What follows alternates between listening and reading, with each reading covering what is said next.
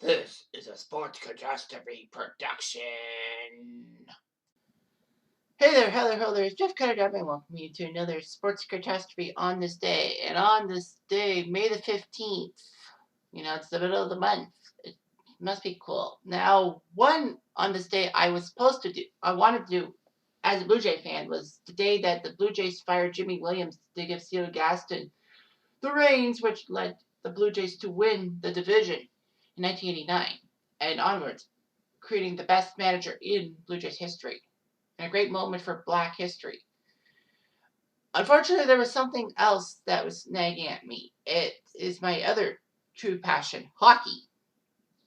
And yes, it's a Canadian team. And yes, I know I shouldn't really be doing that. But basically, as you can probably guess by the thumbnail, this is what it is. So the next year, in 1990, the Edmonton Oilers would take on the Boston Bruins in the 1990 Stanley CUp Finals. It was amazing. I mean,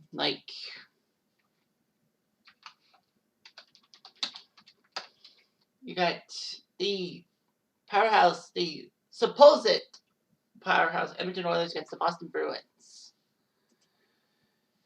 Edmonton was supposed to be on the downswing a couple years after the Gretzky trade to LA. They didn't have a lot to show for it. Yeah, they had 3 first-round picks, and they didn't really do that well. Martin Gelinas wasn't really an Edmonton guy. Well, he was on the kid line for the 1990 Oilers, and he did do okay. But he wasn't really a star with Edmonton.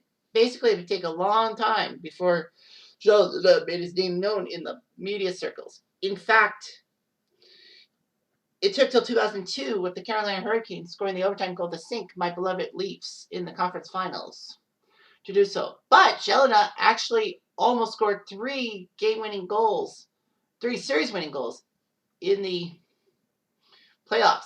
He was the guy who sunk the Canucks in the first round in 2004. He was the guy who scored in overtime to take out the Red Wings. And in that controversial no goal in Game 6 of the 04 final against the Lightning, he should have had it. But then again, NHL tried to weasel themselves out. ABC side, but weirdly, CBC didn't really comment on it. And, they used CBC's angle. Of course, blame Canada for everything, fucker. Anyway, the 1990 Stanley CUp Finals happened. The Oilers and the Bruins. 2 years ago, they met in the final, but the Oilers didn't have Gretzky. So basically, the Oilers were doomed to fail and all that. And Boston was ready to pounce. Boston actually had a tough time in the 1990 Stanley CUp Final playoffs. They had to deal with the Hartford Whalers in the first round, and Hartford almost sent the shockwaves with a win. But Boston had to win Game 7 on home turf. They took care of Montreal a little bit too easily in 5 games to win the division title, and then crushed the Washington Capitals, who were basically the big Cinderella story in 1990, because John Drews, of all people, was a hero.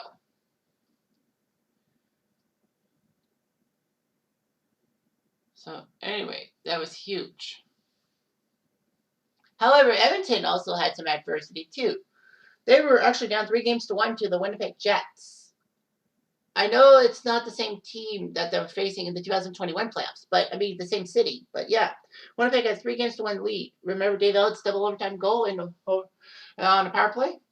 The Jets were going to shock Edmonton. Bill Ranford was slow. Grant Fuhr was hurt, and he also had to sit out a lot of time because of the cocaine suspension. But anyhow, the Oilers somehow, in some way, scored wins in 5, 6, and 7 to knock the Jets out. They swept the LA Kings. They got revenge for Gretzky screwing them over in the 89 things.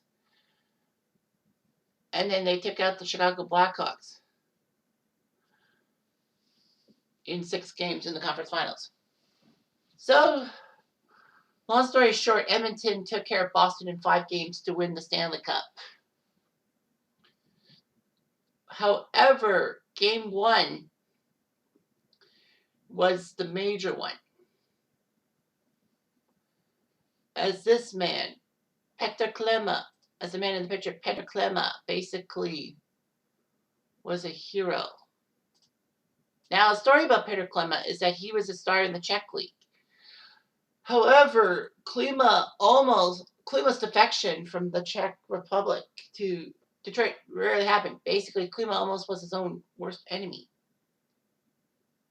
Well, he was eager to play in North America, but he was promised a lot of things.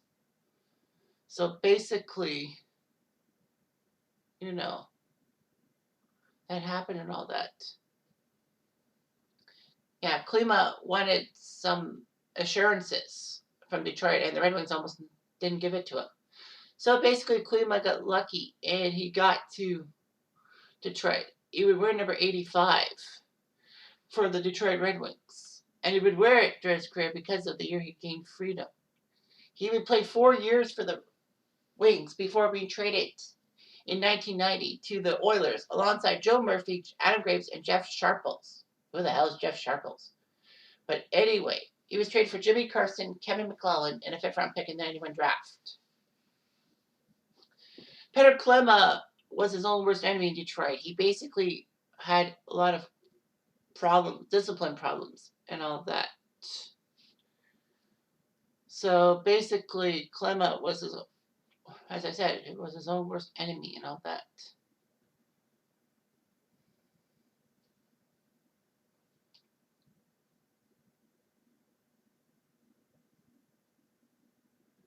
So that was huge, in a sense. So basically, Klima needed to be traded by Detroit because he was a headache for them, and Edmonton traded Jimmy Carson away to Detroit mostly because Carson didn't want to spend his time in northern Alberta.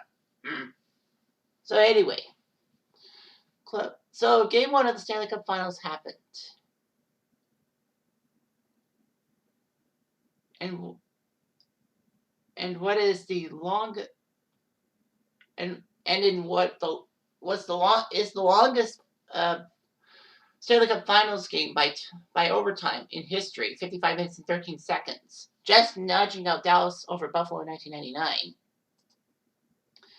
Klima scored the winning goal, but people forget that Petr Klima basically was benched for the majority of the overtime, and then he had fresh legs. When it was apparent that basically fresh legs were going to win, Edmonton's John Muckler, who was the coach of the Oilers at that time, decided, yeah, we need fresh legs. So he gave Klima a chance to go on the ice, and Klima scored at 15-13 of the third overtime period. I know there was a triple overtime game to start the 2013 Stanley Cup Finals between the Bruins and the Hawks, with Andrew Shaw being the hero. But anyway, yeah. So it's the 19th longest game in playoff history, if you must know. As funny as it sounds, Edmonton actually won all 3 games at Boston Garden. The series started in Boston because Boston had more points. So Edmonton was perfect 3-0 at Boston Garden. All that.